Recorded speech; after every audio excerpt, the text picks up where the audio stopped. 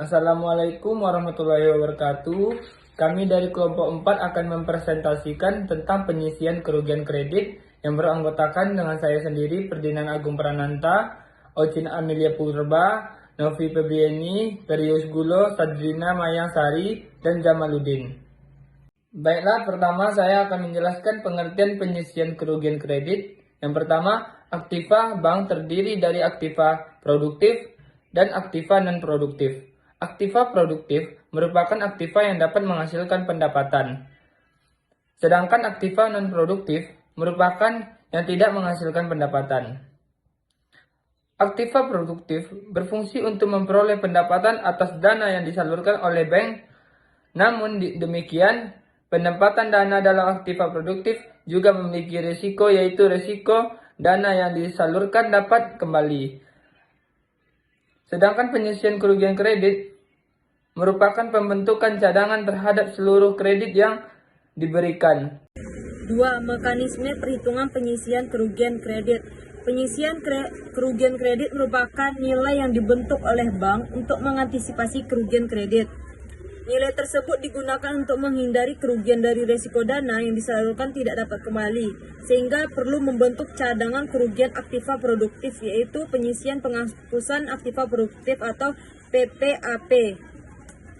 Besarnya penyisian kerugian kredit ditentukan dengan memperhatikan 1. Kualitas kredit yang ditetapkan berdasarkan prospek usaha, kondisi keuangan dengan penekanan pada arus kas dan kemampuan membayar debitor. Dan kedua, nilai agunan yang bersedia yang diperhitungkan antara lain berdasarkan jenis agunan, harga pasar, umum penilaian atau jika aktiva tetap, dan adanya penilaian yang telah dilakukan oleh penilai independen.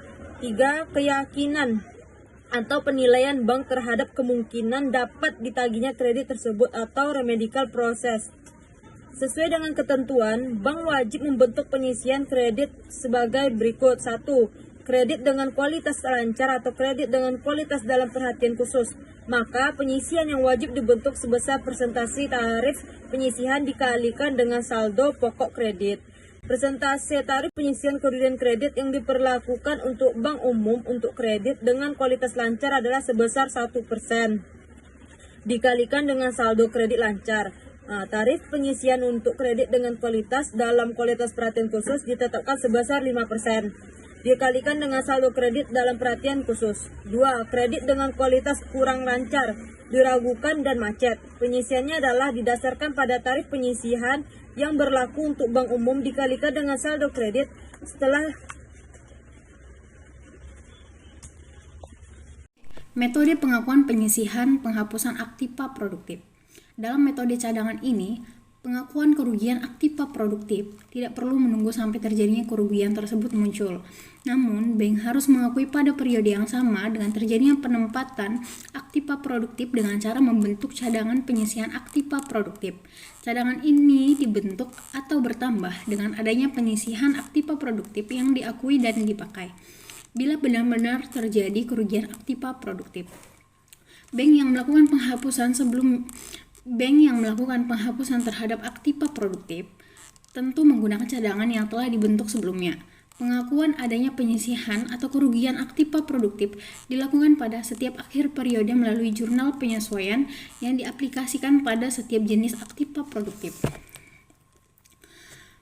C. Penentuan penyisihan aktiva produktif. Pengakuan penyisihan aktiva produktif dengan menggunakan metode cadangan akan membawa konsekuensi pada penentuan besarnya penyisihan dan cadangan yang akan disajikan dalam neraca maupun laporan laba rugi. Untuk menentukan besarnya cadangan, ada 2 pendekatan. Yang pertama, pendekatan rugi laba, dan yang kedua, pendekatan neraca. D. Mekanisme perhitungan penyisihan penghapusan aktiva produktif atau PPAP.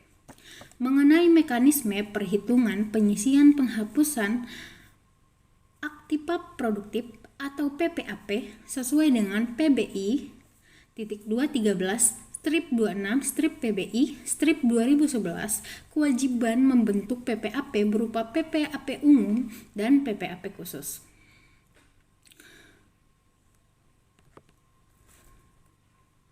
3. Jurnal transaksi penyisihan kredit. 1. Pada tanggal 30 November 2007, PT Bank Bima Surabaya melakukan estimasi penyisihan kerugian kredit sebesar 700 juta pada tanggal 31 Desember 2007. Diketahui data kredit sebagai berikut. Kualitas kredit lancar nominalnya sebesar 10 miliar, agunan rumah 500 meter, harga pasar 12 miliar dengan usia penilaian 3 bulan. Kualitas kredit DPK dengan nominal 2 miliar, agunan berupa tanah, harga pasar sebesar 3 miliar dengan usia penilaian 6 bulan. Kualitas kredit kurang lancar nominal sebesar 2 miliar dengan agunan A rumah 500 meter dan B deposito dengan harga pasar 2,3 miliar dan 200 juta. Usia penilaiannya selama 15 bulan. Kualitas kredit yang diragukan nominalnya sebesar 500 juta dengan agunan BPKB dengan harga pasar 600 juta dengan usia penilaian 24 bulan.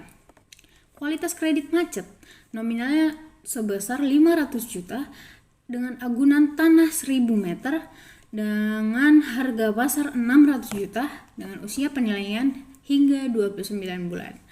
Total nominal yaitu sebesar 15 miliar dengan harga pasar 18,7 miliar. Jurnal yang dibuat oleh PT Bank Bima Surabaya dengan melihat outstanding kredit per 31 Desember 2007, maka dapat diperhitungkan jumlah beban penyelesaian kredit yang wajib dibentuk sebagai berikut. Untuk kualitas kredit lancar dengan tarif 1% berdasarkan ketentuan dengan saldo kredit 10 miliar, saldo kredit setelah anggunan 10 miliar dengan penyisihan 100 juta. DPK tarif 5%, saldo kredit 2 miliar, saldo kredit setelah anggunan 2 miliar, penyisihan 100 juta. Kredit dengan kualitas kurang lancar dengan tarif 15%, saldo kredit 2 miliar, anggunan yang dipergunakan 1,2 miliar, saldo kredit setelah anggunan 800 juta, penyisihan 120 juta. Kredit yang diragukan tarifnya sebesar 10%, saldo kredit 500 juta, anggunan yang dipergunakan 180 juta, saldo kredit setelah anggunan 320 juta, penyisihan 160 juta. Kredit macet dengan tarif 100%, saldo kredit 500 juta, saldo kredit setelah anggunan 500 juta dengan penyisihan 500 juta. Jadi total penyisihan seluruhnya sebesar 980 juta. Untuk perhitungan nilai anggunan kualitas kredit kurang lancar yaitu 22 miliar dikali 50% ditambah 200 juta itu dari deposito.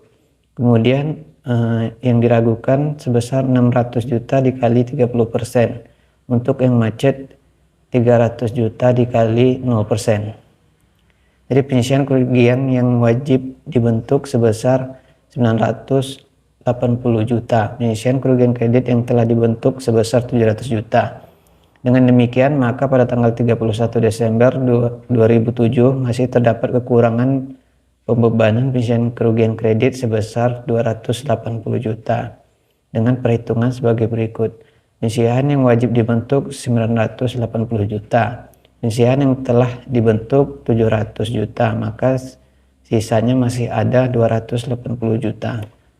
Jadi jurnal penyusutan kerugian kredit tanggal 31 Desember yaitu beban penyusutan kredit di debit sebesar 280 juta.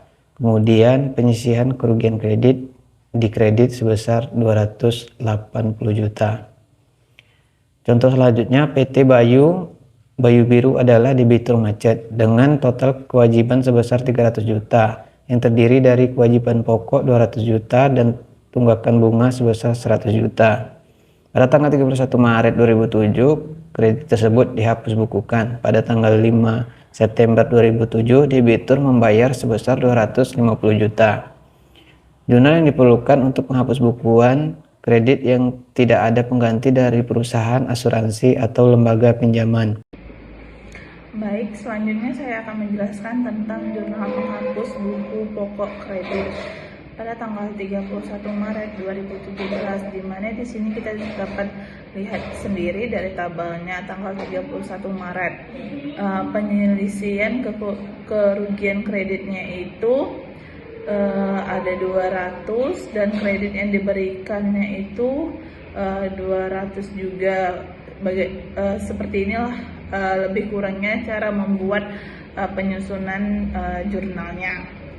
Selanjutnya yaitu penghapusan bukan untuk kredit yang ada di penggantian dari perusahaan asuransi ataupun lembaga pinjaman. Misalnya kredit telah diasuransikan 200 juta. Jurnal bila terdapat penggantian dari perusahaan asuransi, misalnya 200 juta tanggal 31 Maret, seperti inilah pencatatannya. Selanjutnya itu jurnal penghapusan bunga kredit tanggal 31 Maret 2017. Bisa dilihat sendiri, ada pendapatan bunga kredit dalam penyesuaian, itu dicatat di debit. Jurnal material penghapus kredit bisa dilihat sendiri ya di sini teman-teman, seperti inilah pencatatannya. Selanjutnya itu jurnal penghapusan bunga kredit tanggal 31 Maret 2017. Bisa dilihat sendiri, ada pendapatan bunga kredit dalam penyesuaian, itu dicatat di debit. Jurnal material penghapus kredit bisa dilihat sendiri ya di sini teman-teman tabelnya. Selanjutnya itu juga ada pada tanggal 5 September 2007 PT Bayu Biru ternyata melakukan pembayaran atas kewajiban sebesar 250 juta kredit tidak dijamin perusahaan asuransi atau lembaga pinjaman lainnya. Jurnal penerima tagih pokok pada tanggal 5 September 2007 bisa kita lihat sendiri di kas penyelisihan kerugian kreditnya. Terus jurnal pembukuan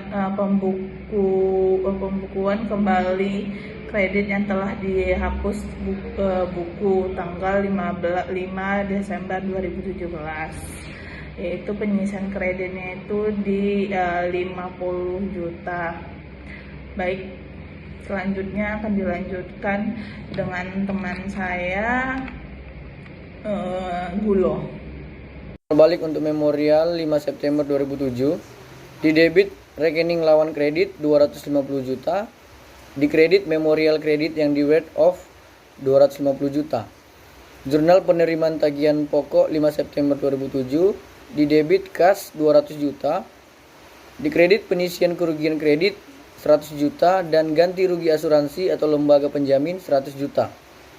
Jurnal penerimaan 5 September 2007, giro perusahaan asuransi 100 juta, di kredit kas 100 juta. Jurnal penerimaan tagihan bunga 5 September 2007, di debit kas 50 juta dan di kredit pendapatan bunga kredit 50 juta. Jurnal balik untuk memorial 5 September 2007, di debit rekening lawan kredit 200 juta dan di kredit memorial kredit yang di worth of 200 juta. 4. Kesimpulan. Aktiva bank terdiri dari aktiva produktif earn asset dan aktiva non-produktif non-earn asset. Aktiva produktif merupakan aktiva yang dapat menghasilkan pendapatan. Aktiva produktif terbesar di sektor perbankan merupakan pendapatan dari bunga kredit, namun pendapatan dari segi ini memiliki resiko yang tinggi pula. Maka untuk mengantisipasi resiko tersebut, bank perlu melakukan tindakan penyisian kerugian kredit dengan melakukan pembentukan cadangan kerugian aktiva produktif, yaitu penyisian penghapusan aktiva produktif atau PPAP. Yang kedua, besarnya penyisian kerugian kredit ditentukan dengan memperhatikan 1. Kualitas kredit yang ditetapkan berdasarkan prospek usaha, kondisi keuangan dengan penekanan pada arus kas dan kemampuan membayar debitur. Yang kedua, nilai anggun yang tersedia yang diperhitungkan antara lain berdasarkan jenis anggunan, harga pasar, umur penilaian jika aktiva tetap, dan adanya penilaian yang telah dilakukan oleh penilai independen. Yang ketiga, keyakinan atau penilaian bank terhadap kemungkinan dapat ditagihnya kredit tersebut atau remedial proses. Selanjutnya, sesuai dengan ketentuan bank, wajib membentuk penyisian kerugian kredit sebagai berikut. Kredit dengan kualitas lancar atau kredit dengan kualitas dalam perhatian khusus. Yang kedua, kredit dengan kualitas kurang lancar. Selanjutnya, anggunan yang digunakan sebagai pengurang pembentuk penyisian kerugian kredit.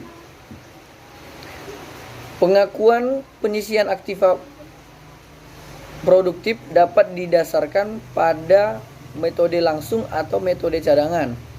Dalam metode cadangan ini, pengakuan kerugian aktiva produktif tidak perlu menunggu sampai terjadinya kerugian tersebut muncul. Namun, bank harus mengakui pada periode yang sama dengan terjadinya penempatan aktiva produktif dengan cara membentuk cadangan penyisian aktiva produktif. Untuk menentukan besarnya cadangan ada dua pendekatan. Satu, pendekatan rugi laba. Yang kedua, pendekatan neraca. Mengenai mekanisme perhitungan penyisian penghapusan aktiva produktif PPAP sesuai dengan PBI 13-26-PBI-2011. Kewajiban membentuk PPAP berupa PPAP umum dan PPAP khusus. Terima kasih, sekian presentasi dari kelompok 4.